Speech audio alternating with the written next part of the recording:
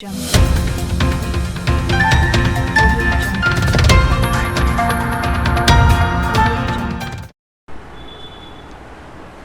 दोस्तों, मैं दीपक गोठी और आज बात कर रहे हैं कांग्रेस की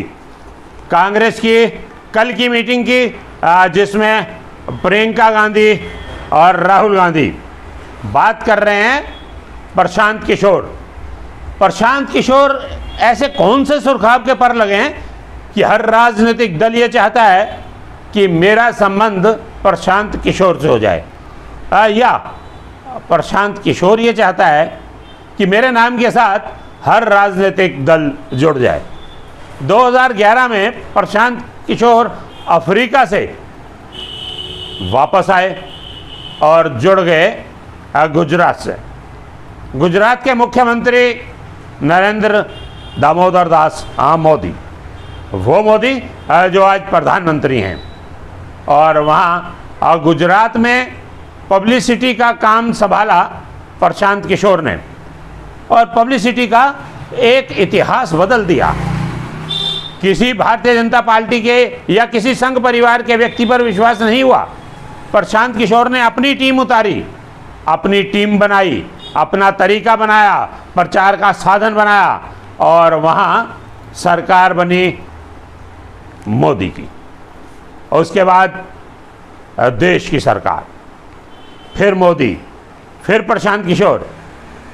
लेकिन इस बार कमाल हुआ, सरकार बनती थी कांग्रेस की, भारतीय जनता पार्टी की, या मिलीजुली सरकार बनती थी यूपीए की या एनडीए की। लेकिन प्रचार हुआ अब की बार मोदी सरकार, यानी कि सब कुछ बदल दिया, पार्टी को गौण कर दिया, छोटा कर दिया और व्यक्ति को ऊंचा कर दिया। ये कमाल प्रशांत किशोर का ही था कि अब की बार मोदी सरकार, और मोदी सरकार आई। उसके बाद बिहार में, उसके बाद जगह जगह, लास्ट की बात करते हैं पश्चिम बंगाल में, जहाँ जहाँ प्रशांत किशोर गया वहाँ वहाँ प्रचार का तरीका बदला। तरीका क्या बदला कि वहाँ व्यक्ति विशेष की व्याख्या की गई और ये बताया गया कि इस प्रदेश के लिए इस व्यक्ति की ही आवश्यकता है, यही व्यक्ति यहाँ सरकार चला सकता है।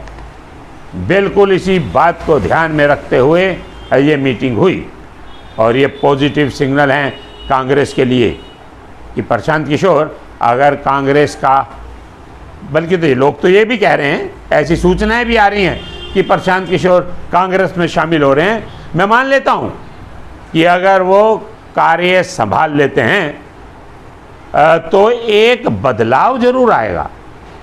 देखिए, कांग्रेस में इस समय डिसीजन पावर की कमी है, और राहुल का ध्यान इस समय जो ज़्यादा है वो उन राज्यों पर है जिन राज्यों में अंदरूनी विद्रोह है, वो राजस्थान हो या पंजाब हो।